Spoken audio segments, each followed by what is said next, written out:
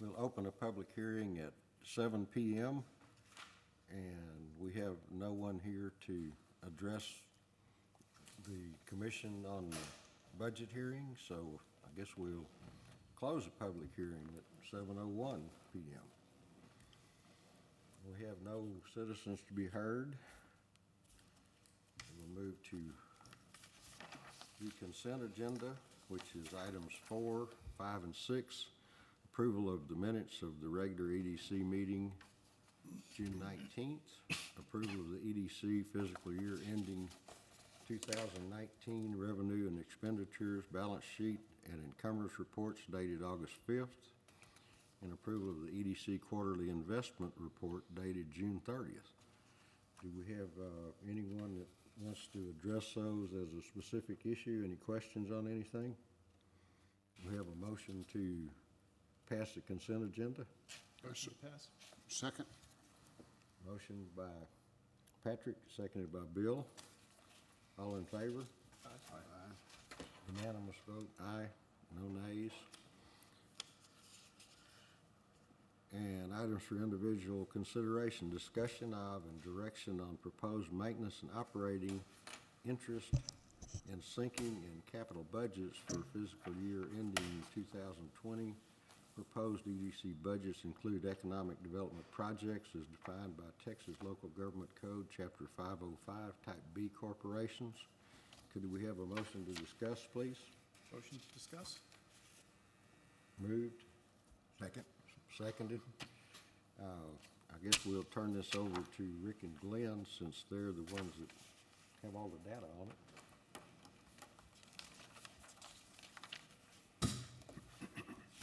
Okay.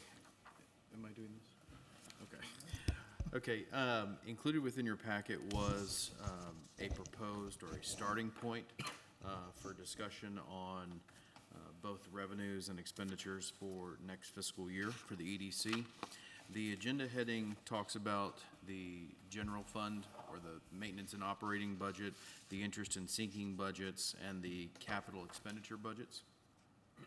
Included within your packet, you'll notice you only really have one budget, and that's because all the maintenance and operations and the interest and sinking, or the debt service, I should say, is included in your maintenance and operating budget. The capital expenditures, I don't have the exact number on the top of my head, but it's around 20, well, actually I do.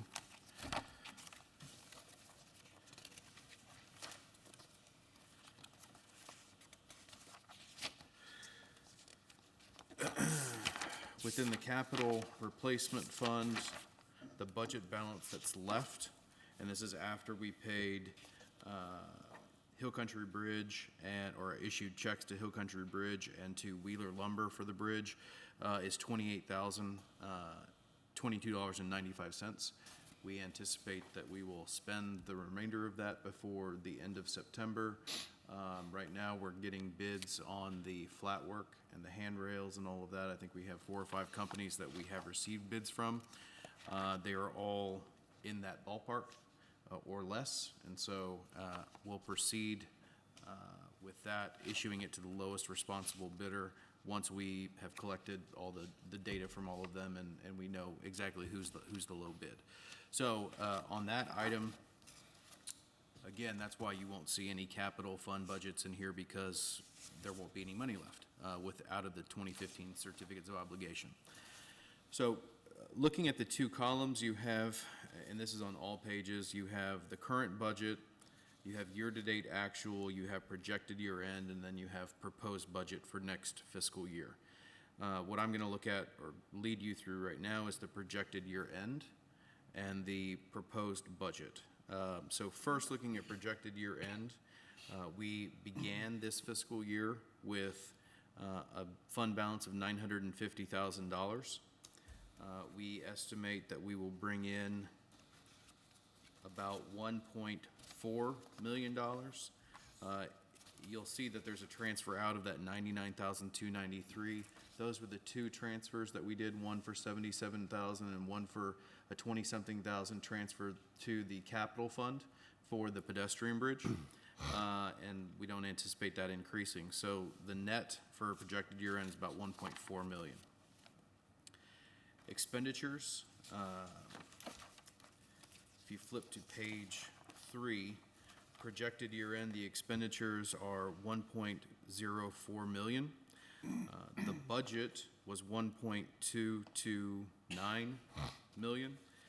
So we anticipate projected year-end being revenues over expenditures by about $344,000, which means the fund balance would go from $950,000 to almost 1.3 million. Looking at that, then we take that ending fund balance and we move it up to the beginning fund balance, obviously, for the next fiscal year. In the next fiscal year, the revenues that are anticipated are very similar. I did not include an inflation factor or percentage factor increase. I just simply transferred the numbers that we received this year to next year. It would be reasonable if you wanted to, although I don't think there's a need for it, to increase that by a certain percentage, maybe the cost of inflation, which is 1.8% to 2%. You could certainly do that. I just didn't think that it was necessary, and you'll see that as I walk through the expenditures line item. The salaries, personnel, and benefits, I mirrored the proposal that was sent to the city council for the city side, which is 5%. And so both the salaries, longevity, and the benefits reflect that 5% increase. Under contractual services, basically on most of these, it's status quo. So you'll see membership dues and licenses, 16,000. That's the same budget number that we had this year. Obviously, we spent a lot less this year than we had originally budgeted. Audit fees, 3,200. That's a pretty hard number. Schools and seminars, 3,000. ICSC, which is both in Dallas and in Las Vegas, and includes not only the preparation of the materials, but also travel, per diem, all of that stuff, 9808. I anticipate that 9808 number for projected year end is actually high. You can see we've spent 8173 year to date, so that would be an additional 1,700, and I don't think we're going to spend anything for the remainder of the fiscal year. So that number certainly could go down. Bank fees still at 500. Legal fees. So legal fees, what I tried to do in the initial proposal was to take the strategic work plan. It seems logical that if it's in the strategic work plan that was approved by the EDC and council, that we should at least prioritize those items within next year's budget. Whether we do or do not do something with them, that's for next fiscal year to determine, but I've included them in here. So you'll see legal fees. It used to just say legal fees. Now it says MDD creation. Well, the strategic work plan actually says that we will assist the city with the municipal development district creation, and so it seemed logical, given what we know about how difficult it's been with VIA and Bexar County and all of that, that the likely result if we decide to pursue the MDD is through some sort of legal mechanism that would force them to call an election. Okay, so I increased that to 5,000, which is significantly over what we've spent this year. Then conceptual design land use plans, that I decreased to 15,000. Those were, and you can see to date, we spent $2,137. Unless I'm wrong on that, that is what we have spent with Manhard Consulting, correct? That's on correct. The conceptual land use and pro forma site plan worksheets that we do. We've showed you when we lay out buildings on sites, what is possible on those sites and what the likely site development costs will be. So that has been lowered from 25,000 to 15. I still think that's plenty of money in that line item. Workshops and promotions, we kept it at the $3,000 budget for this year.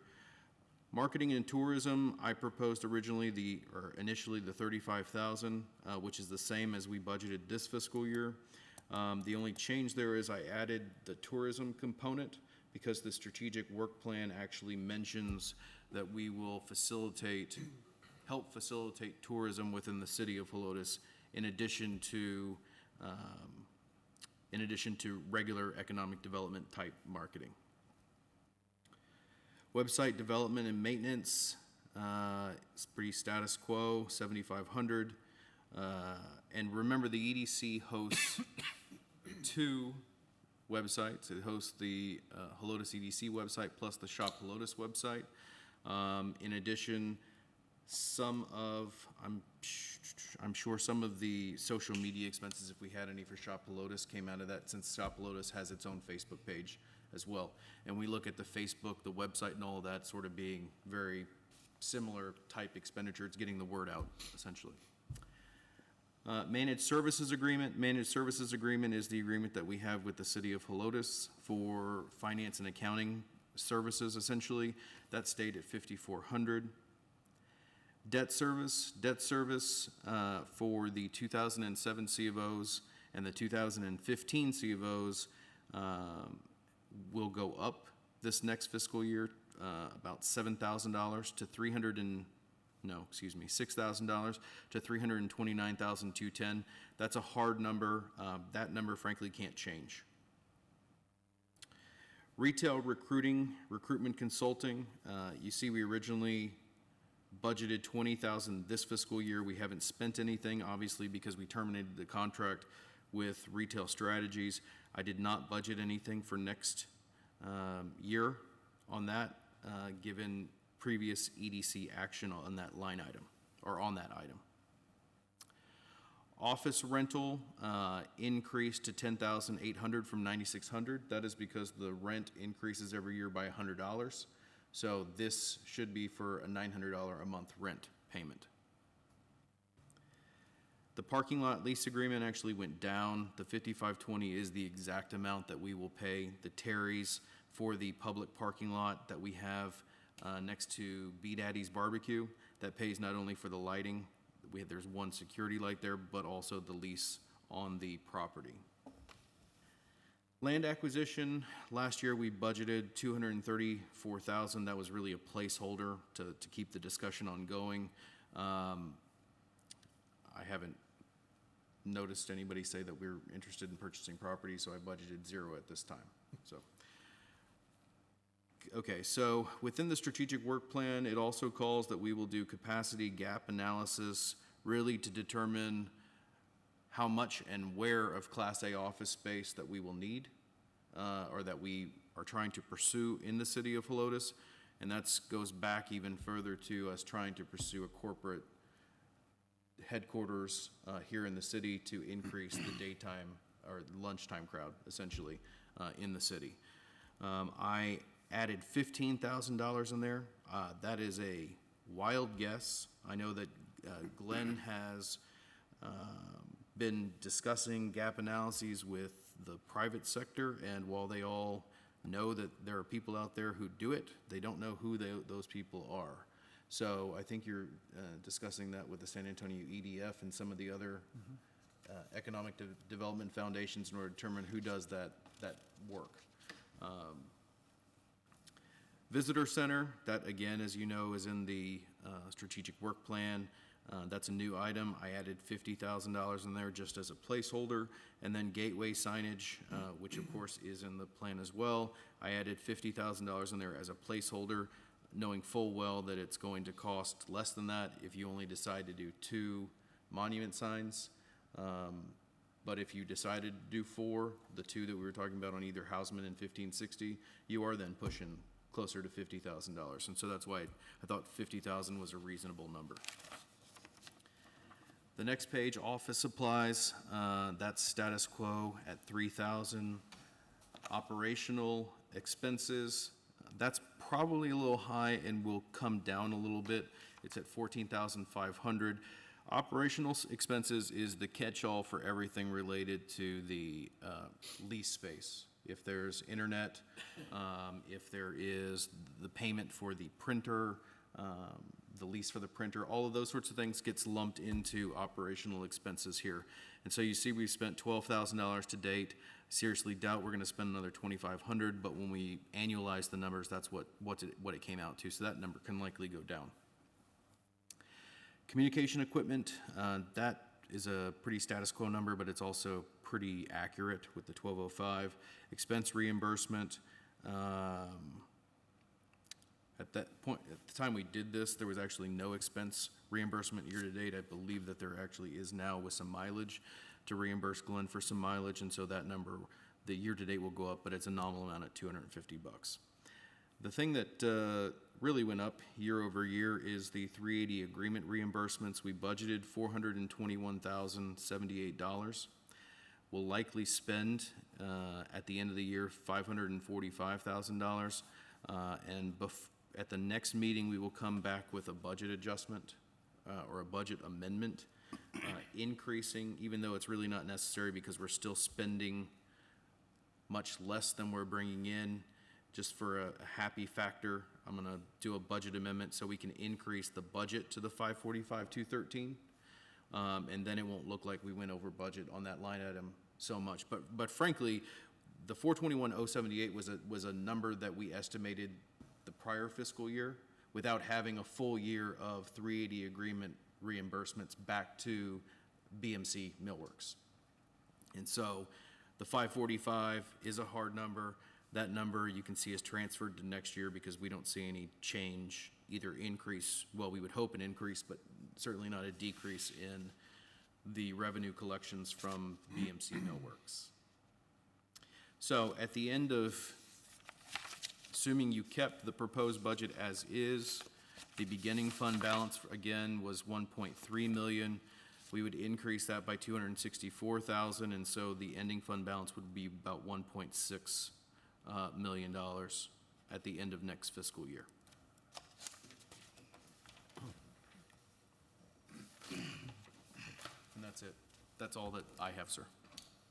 Okay, we'll go around the room with questions, if anybody has any questions on any items. Bill? Explain a little bit to me on that 380 agreement reimbursements. Okay, so the majority of the majority of that money is our reimbursement to BMC Millworks.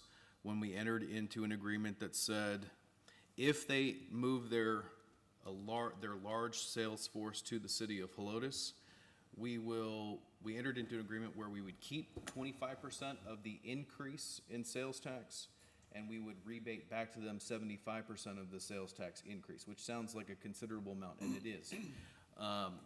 But when you look at, it's actually worked quite well, because when you look at our sales tax collections,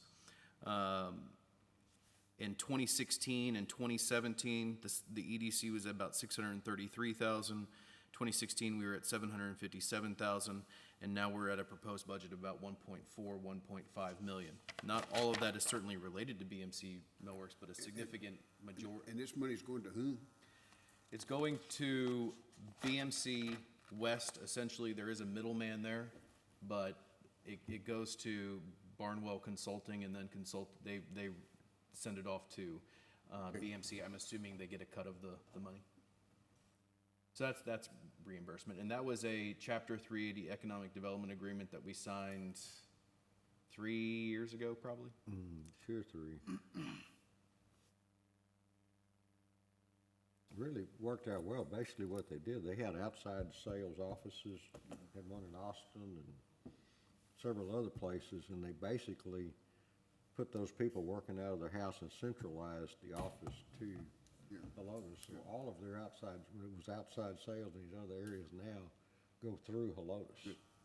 And we're giving them 75% back, but we're still getting 5 times the amount of money we were getting from them prior to them doing this with no 380 agreement. Yeah, and again, we're getting 100% of what we were getting prior to the agreement. The city is getting the same. The city has the same agreement, 25%, 75%. The benefit for the citizens really is the street maintenance sales tax fund, because the increased sales tax, there is no reimbursement out of the street maintenance sales tax fund. Right. And so there's quite a bit of money in there that we're now using for street maintenance throughout the city. Okay, that's all I have, thank you. Alan? Bill Putty's question was my question. Okay. Patrick? Matt? No questions. I don't have any questions, only just a couple of comments on it. Basically, we've put some money in here with no specific items to spend it on, so we have some money budgeted for it, but with the fund balance we have, if a good project comes up, we can make a budget adjustment to do what we need to attract businesses or do any other projects that we need to as we go along. It's a pretty simple procedure. Right now, there's a couple of things that may come up, but nothing concrete right now to look at. So as that comes up, we'll discuss it at the time, and y'all will make a decision on whether you want to do the project or not, or whatever the particular expenditure is. We've got some flexibility with regard to some of those line items, like the signage, for example. Yeah. I mean, those were at 50K and the other one was at 50K, so. Yeah, and the good thing about the way we do this process, although Glenn and I squabble about whether it's necessary or not, but it makes me feel better. So, because we publish and we have these public hearings, and the council has two readings of the resolution, basically, all of these types of activities, once y'all adopt the budget and council adopts the budget, are approved, right? Now, the allocation of money to them is not necessarily fully approved. That still has to go back to the board, and then in some cases, if we increase the money, then it would need to be ratified by city council. But we don't have to go through the whole public hearing process and all of that for these types of activities for the next fiscal year, assuming that y'all approve and council approves the budget.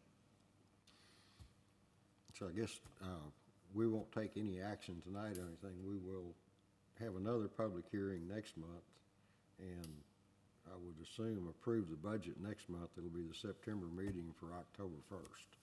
Yes, sir. There might be some proposed changes to it between then and now, between this meeting and the next meeting. I don't know what they would be. If they are, we'll discuss it at the next meeting. If something spurs, if something, you think of something in between that time and this time, if you email us, we can at least incorporate the proposal into the budget so that then everybody can talk about it at that time, and they can see kind of how it moves the numbers one way or the other. If you want to add something, we can certainly add it. It's a click of a button, frankly. So we can do that.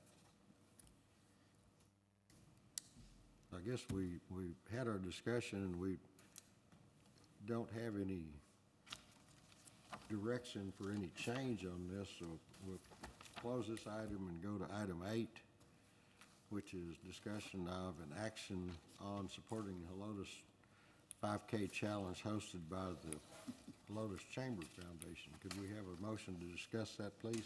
Motion. Second. Seconded, Alan. Everybody jumps at it, just keep it that way. All right. Who's going to lead off? Give us the details on that, guys. So there was really two reasons I put this on here. If the board recalls, I think we've discussed it at two subsequent meetings, that part of the EDC contract for leasing space to the chamber was an exchange of sponsorship. One of those sponsorships was the Top Golf event. The chamber has chosen not to move forward with Top Golf. The costs were just exceeding the revenues they were generating, and then sat down and tried to come up with another idea. Obviously, for them to raise more money, creating a public event instead of just a chamber member-only event was the way to go. There was an event similar to the 0.5K done in Bernie, and the chambers reached out to them for some assistance, and they decided to move forward with it. So part of me bringing this up was just saying that if this board is okay, that sponsorship that we initially were going to do for Topgolf would just be transferred to this event. And that's a $1,000 sponsorship. The second part is that we don't really have promotional items for either inexpensive promotional items. I'll rephrase that. We have some nice stuff for our corporate clients we want to give away, but some inexpensive items to give on either the EDC part or Shop Helotes to kind of reinforce that brand. My opinion would be to promote Shop Helotes to the type of crowd that we're getting, or that they would be getting for the 0.5K. And I wanted to see if you guys were in agreement that we could spend some monies on that. One idea was to do the drawstring sport packs that are going to be given to every runner. That would then just have the Shop Lotus logo on the bag. Totally open to any idea. Those come out to about $2 a piece. I would probably want to order 1,000 to have some extra on hand. The only question I have on it is, I'm not familiar with the .5K. That's only about $550. It is 546 to be exact, so that extra bit, you may not be able to handle it. So behind this, it's fun, funny, and foolish. It's a spoof on Okay. on a run, on everything, mud runs and all that kind of stuff. They have obstacle challenges. They're going to set up mud pits it's a kiddie pool filled with sand. They're going to have a limbo that is set at 5 foot, so anyone can go under, and a couple different activities like that.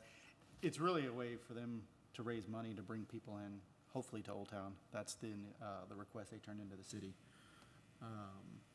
The event that was, like I mentioned, done in Bernie, this was the first Saturday in May in 2019.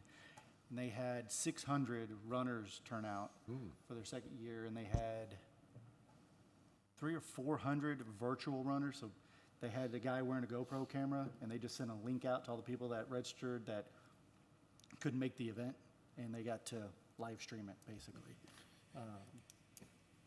It's crazy. People ate it up. They got national attention. That's the longest one we could have in Old Town.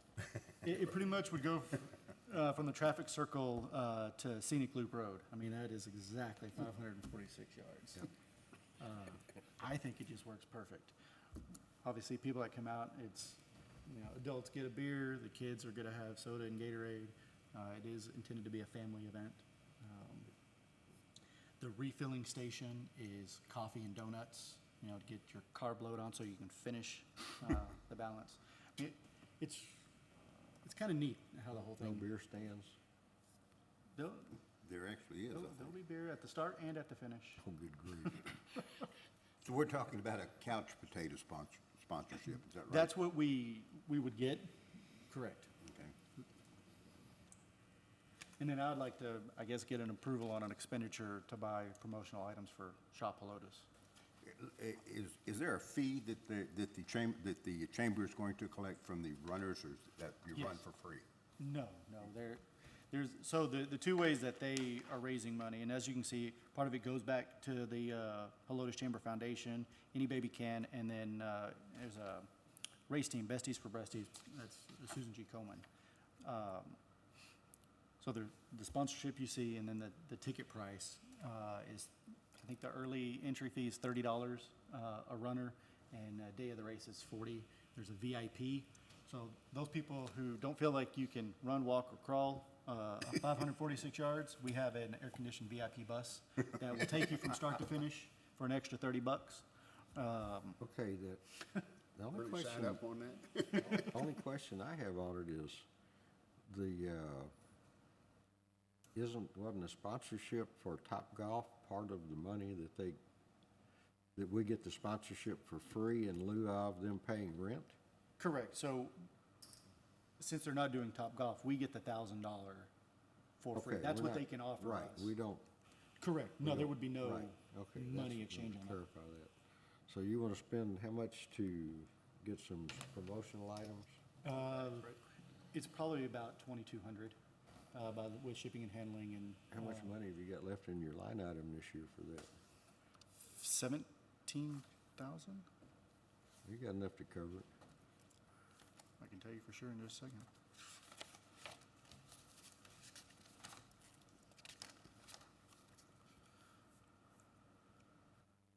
We have 21,000 still left in the budget. So we're talking about an expenditure here of about $3,200 if I'm. 22. I'm $2,200. Correct. So the couch potato It's free. We get is it. free. That's a part of the Top As Golf. long as the board kind of blesses the exchange of sponsorship between Top Golf and 0.5K. This is going to get a lot more exposure than the Top Golf event.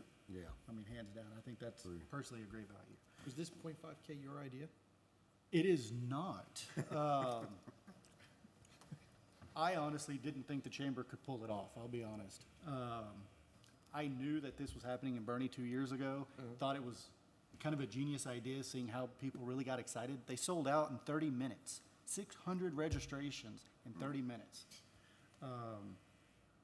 But yeah, one of the other board members said they're willing to tackle it, and everybody else jumped on board. I'm like, all right, let's do it. Just needs to be in Old Town. Any more questions on it? Are you going to take part in it? No. Just want to see Glenn do the 2-foot rock wall. Well, if there's no objection, could we have a motion to spend, what, say, no, not to exceed $2,500 I so moved. for promotional items? 25. I so moved. Moved by Bill, seconded by Matthew. Any more discussion? No? All in favor? Aye. Aye. Passed unanimously. All right. We're Now the gonna last buy one. little towels. The towels. You know, sweatbands would be kind of cool, I'm just saying. Okay, staff updates. So I tried to go through here and update all the items from previous meeting. The movie night flyer keeps changing every month as we, pass one by, or add another sponsor here at the city. They've been really fortunate this year, had a lot of good sponsorship. Maybe Matthew or somebody can help on attendance. The attendance has been way down this year. The movie That's night? of a little, yeah. We used to get 300 to 500, and now it's definitely under 200. Well, it's getting hotter too. Yeah. Yeah, it's just been that way all year, kind of been down. There's some good movies coming. Anyway, Scarface. I want to see Indiana Jones, but that's all right. It's been a long time since we've done that. Also created a couple of banner ads, kind of one in a sense for the city, and then one for the EDC. And those have gone onto the Helotes Chambers website. That's part of our membership dues that we get. We did an ad for the O'Connor Panther program for the C-Click Fix, which is an app that residents can download on their phone to report problems or get critical information from the city. Also did on the third page, an ad, again, for promoting the Helotes EDC and just kind of local businesses. And that goes in the, what's that called? It's a vertical, a column ad for the Helotes magazine. Some of the events here lately, I know there was another morning mingle this morning, so we've gone to a couple of those just to network with area businesses, and then I think an underutilized one was the cybersecurity. We had the director of was it Information and Infrastructure Security Assurance, Dr. Gregory White from UTSA, come out, and when I saw the presentation, the PowerPoint, man, this is kind of dry, it's not really a target, but his enthusiasm and the way he was able to deliver it, everybody enjoyed. I think we need to have several follow-ups. It's definitely a weak point for a lot of businesses. They don't understand all the different incursions that could happen that they're exposed to. Any reason why they went with cybersecurity for that? Say that again? Was there any reason why they went with cybersecurity for that?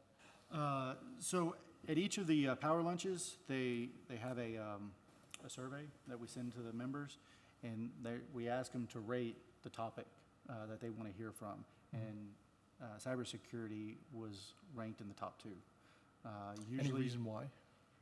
I could not answer why. It would be Probably interesting just the- to find out as to what their reasoning was for being number 2.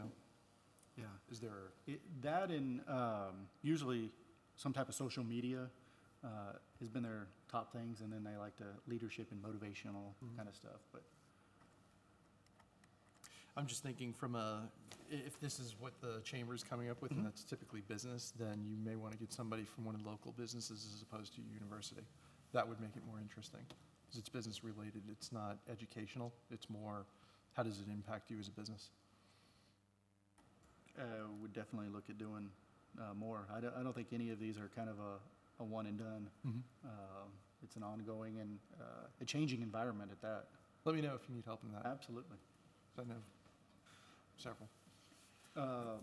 And then with the pedestrian bridge, hopefully many of you have made it out to Old Town and seen the bridge. I know that was a long day. It took a lot longer than I expected on the assembly and getting into position.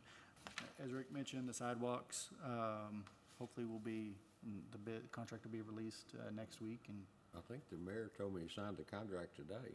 well, there you go. I'm not, no.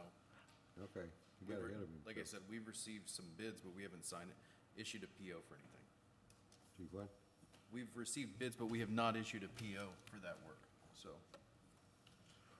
I know on the Gateway Monument signs. That's, you know what, that's not true, I'm thinking of another project, darn it, I should have said that earlier. Yes, no, we have picked a contractor, Slabco, who also did the Cedar Trail drainage culvert work at Cedar Trail and Bandera Road. They're a concrete contractor out of Bernie. We did hire them for this project, we're waiting on handrail quotes from them, that's what we're waiting on. So yes, the work is scheduled with them. I think they said that they would be out there not this coming week, but the week after, April or August 26th. What week is that? Would be the week. Is that the week after? So August 26th, I believe, is the first week that they'll start work out there. I'm sorry for the confusion. I was thinking about something else. And that, and that's the last step in the pedestrian bridge, is that correct? That is the last step, other than the handrails, which we still have not received complete bids on. But yes, that is the I'm last sorry, step. you mentioned that. Yep. And then we were hoping to have a presentation on the gateway signs tonight. But my understanding, the designs, the 5 different designs they submitted, Yeah, we received Rick did not comments. like those. So we received comments from the EDC, from City Council and P and Z. We sent those to Keller Custom Signs. They sent back very generic. I don't even want to show them to you because I don't want to get the comments. So that is why I pulled them. I asked them to make some additional revisions that I think are more in line with what y'all actually requested. And so hopefully the next meeting will have the designs to come back to y'all to look at. Only comment I have on that is, since it now involves the city council and the planning and zoning, I don't see any point in us being involved in it. The city council's gonna decide what's put up on the signs. I just assume let them do it. Let them decide and we pay. They're gonna make the final decision anyway. Let them make the evaluation, make the decision, but we can discuss that at the next meeting. We can't vote on anything tonight. It's up to you.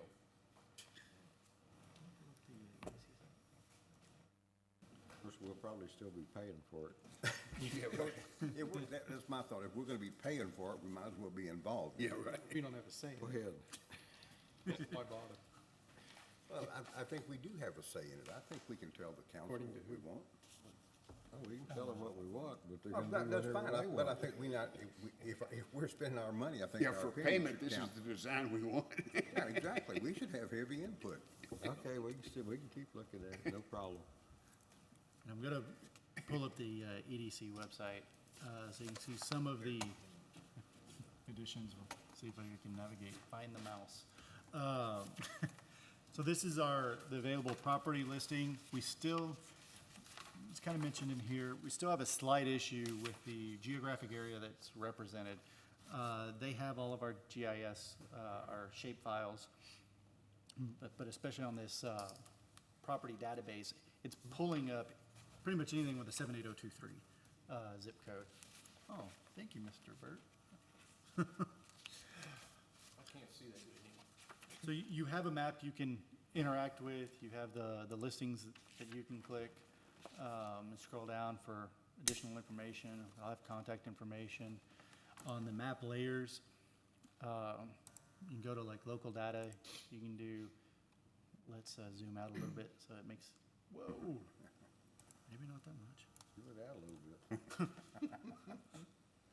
Where's Helotes? So on the map layers, we have the city limits, the ETJ, we have zoning that you can turn on and see what everything's owned. And you also have Edwards Aquifer, so you know if you're in the contributing zones or any of that. The other aspect, let's see. Click that one. Where is this webpage? Is this available to us? Yeah, hellotoCDC.com. Okay. If you go to Hello to CDC, you'll see the available, go back.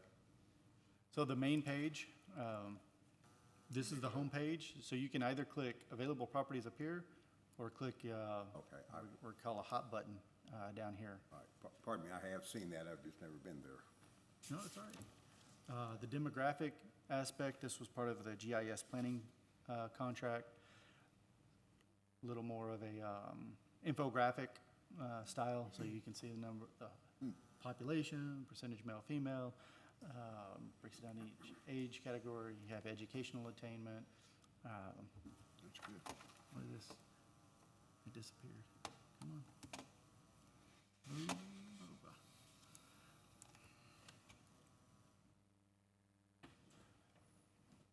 over. Labor force makeup.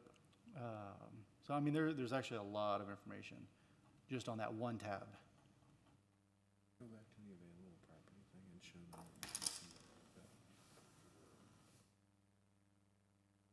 Okay.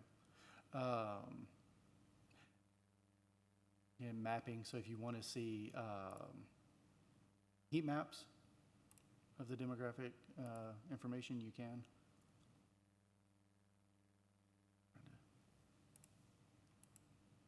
Wow. As you can see, I play around with it. Hard on this screen.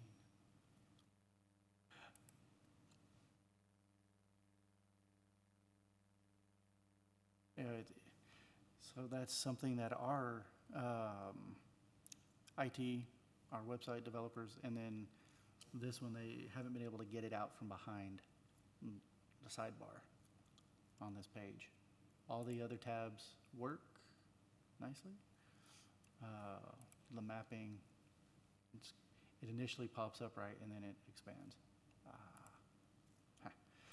Compare cities, so you could compare Helotes to other locations, so that's great for someone that's comparing us to maybe Bernie, maybe Leon Valley, another location outside of Helotes, they can, What about locations external to Texas? yes.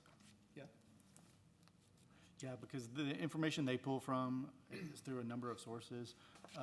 It's not Texas specific. Can you pop one in there just out of curiosity to see what comes up? If we enter in an address, yes, we can. Oh. Yay. So this shows you the universities and stuff within the region. Here.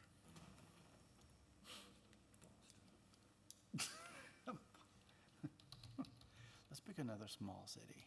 Come on.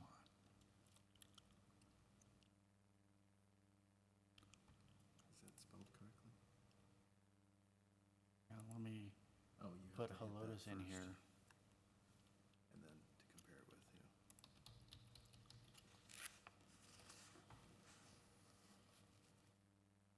Thinking.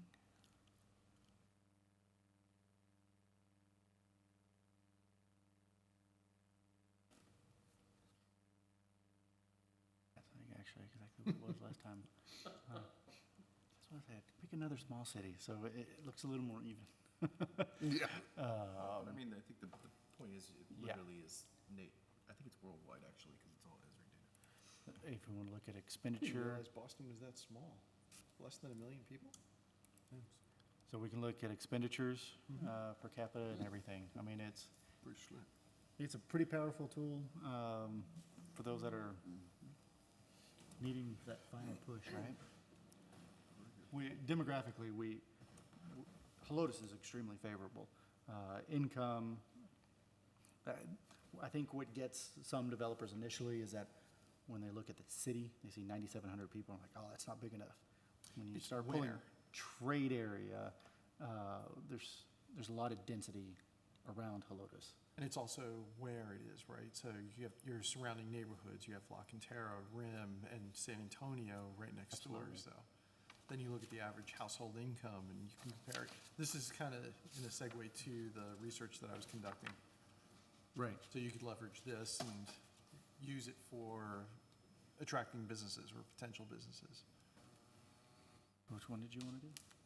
So I just wanted, so back on the available property side, you can actually put you can ring essentially with 1, 3, and 5, or even mile radiuses or drive time radiuses around a particular site. And it'll pull so click on the site. No Country Crossing. Then you go to demographics, I believe. What is it? I should not. You have to pin it. Map tools down below, pin it. Right there. And then, yeah. And then it'll allow you to change the radius or to do drive times, and it'll pull in the left-hand column actually all the demographics, labor force, consumer expenditures, wages, et cetera, for that area, depending on what the retailer wants to see, because they all either want to see drive time or radius from a particular site. So, and all of that actually prints out very well. It looks nice when it's printed out, and it prints out PDF, so you can then send it to a prospect.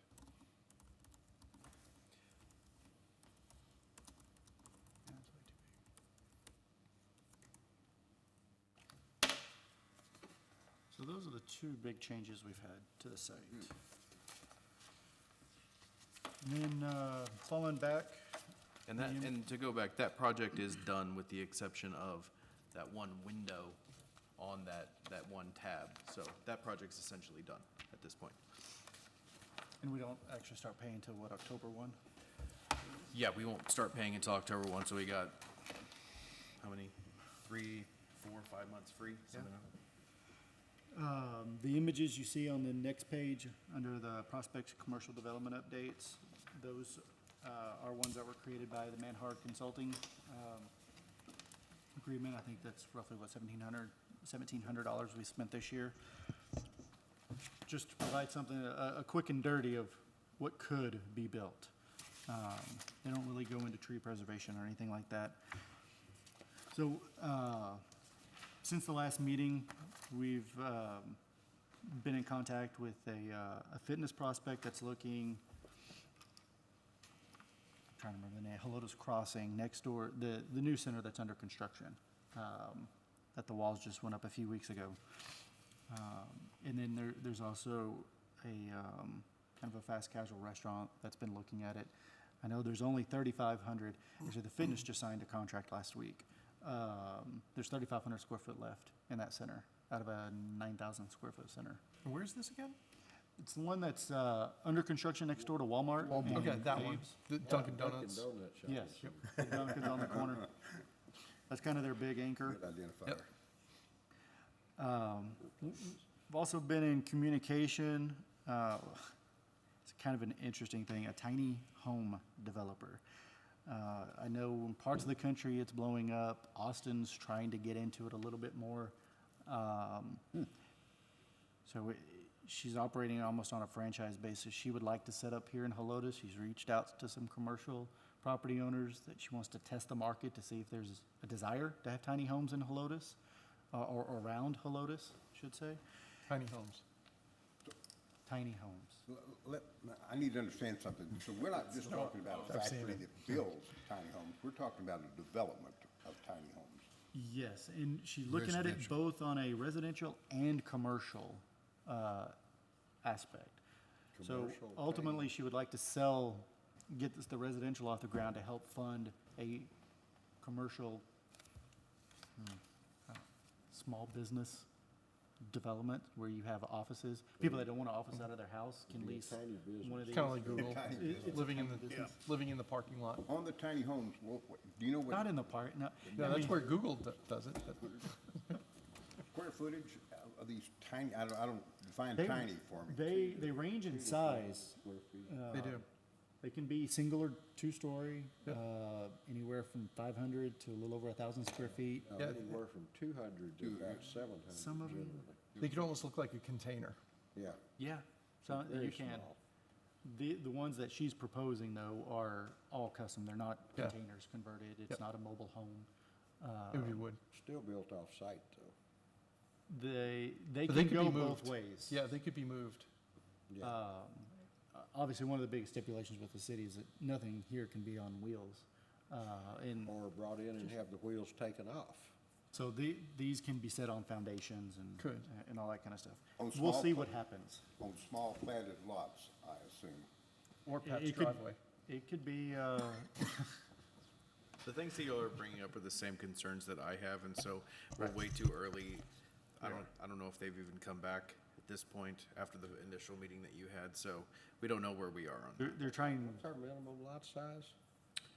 Well, that's if it's zoned single-family residential. That would be, I think, 6,000 square feet or something like We that. don't, unless, we don't have any multifamily in the city. No, but this is not multifamily.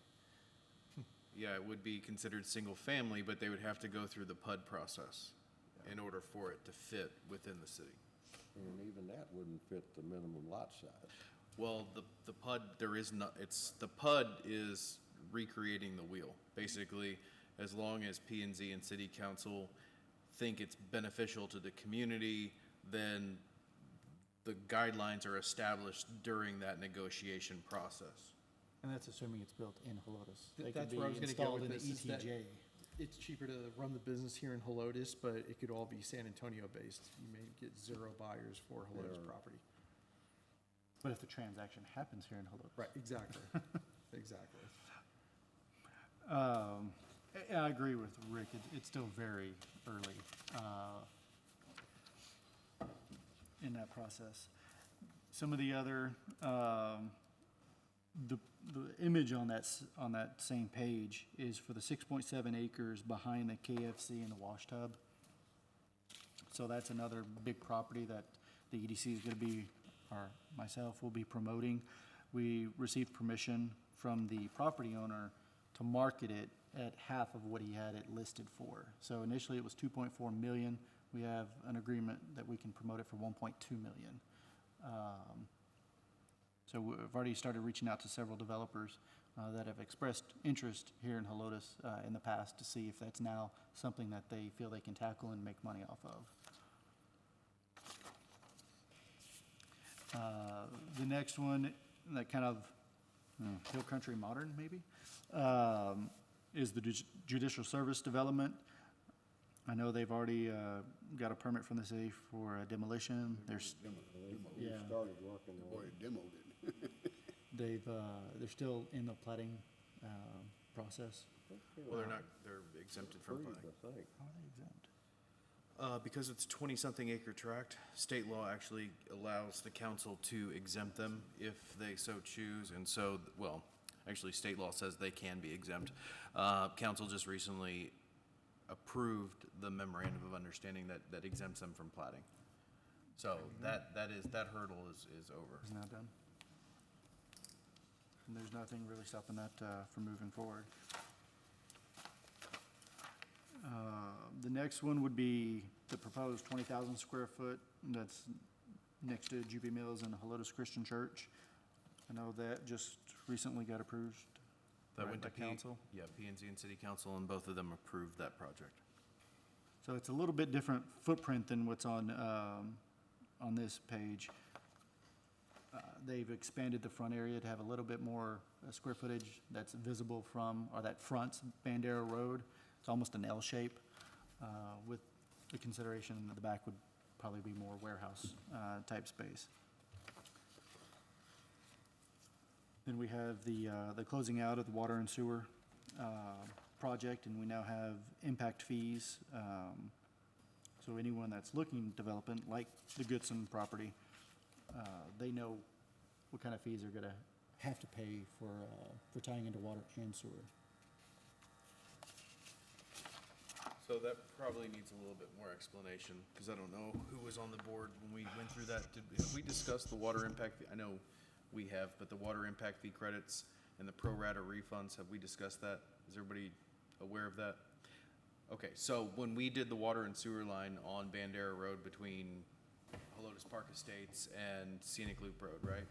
We entered into an agreement with SAWS that they would pay us, they would establish impact fee credits for building their infrastructure, okay? So, and it's $1 for $1. So you can see here, under the water credits, that the actual cost of construction for the water main was $1.3 million. So they established a bond account, and all the information is here for you, at SAWS, that says we have $1.3 million in impact fee credits that we can use on our own projects. If we were to build a building and needed to tap into a water supply line, there's impact fees that you have to pay to SAWS. Or we can use it to incentivize development by giving them, allotting a portion of our impact fees, impact fee credits to them when they have to go to SAWS and pay for those impact fees. Don't we get the money back? That's an option. The other option is on what I quote the impact fee black market, which is not a black market, but I mean, you enter into an agreement with somebody who's a developer, they'll pay you, instead of it, they're not gonna pay you dollar for dollar, but they'll pay you 75 cents on the dollar or some price. 'Cause they get a And so you can recoup, let's say, if it was 50 cents on the dollar, we could sell the $1.3 million in impact fee credits for, what is that? $650,000. So there are three different options really that we can use those for. On the sanitary sewer, they don't have impact fee credits on sanitary sewer. So when we built the line, it was $1.2 million. When somebody ties into the line, they have to pay their pro rata share of the cost of the line, right?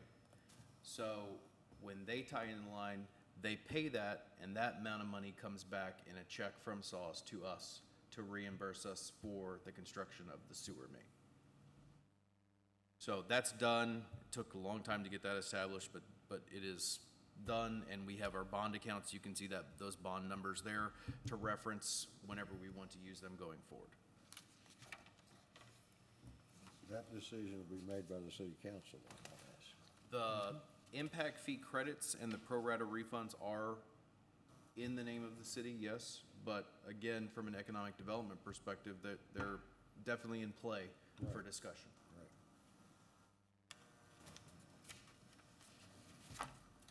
That's all I have. I like that page here. That's a good. I guess we'll have our next meeting and kind of go over the same thing we went over this meeting and see what comes up between now and then. There's we can't discuss anything else, so I guess we will adjourn the EDC meeting at 7:58.